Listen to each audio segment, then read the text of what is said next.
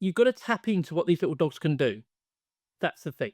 So I have two kind of taglines, for want of a better word. One is practical Gundog training. There's so much, and we'll talk about that. Hopefully, we'll talk about that at some point. And there's a lot of gimmicks and stuff go on. So my whole training ethos is about practical Gundog training. I know you rough shoot. I like my rough shooting.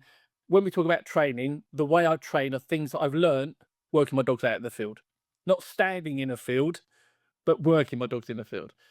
And the second thing is as well is they are versatile. I pick up with my dogs. I go beating with them, and picking your right breed lines is important for sure. That does make a difference, and also being able to give them the experience and train them to accommodate all different aspects.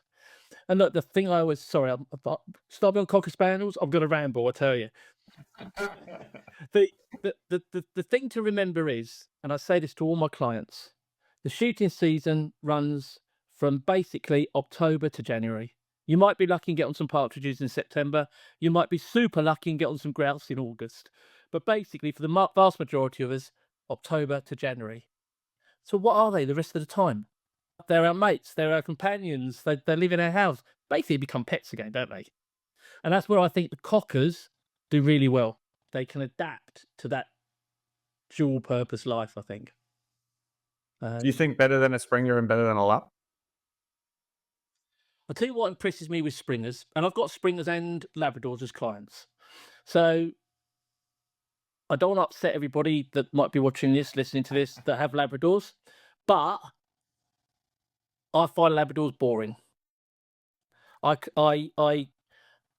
photographed through my work. I've photographed the best dogs in the country over the years, and believe you me, seeing a dog run in a straight line for 500 yards is impressive, but it doesn't excite me.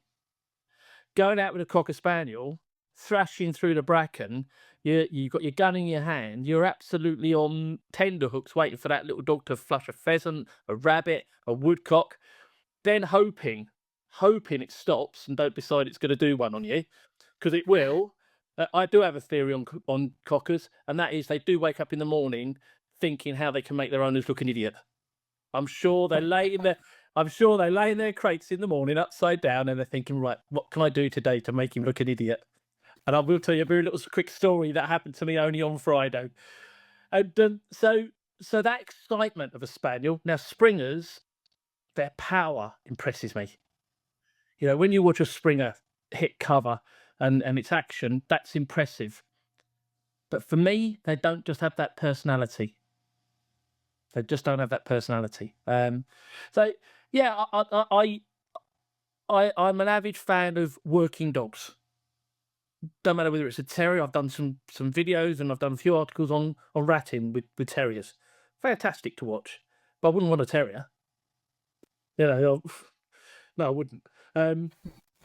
Simple as that, really. But it's the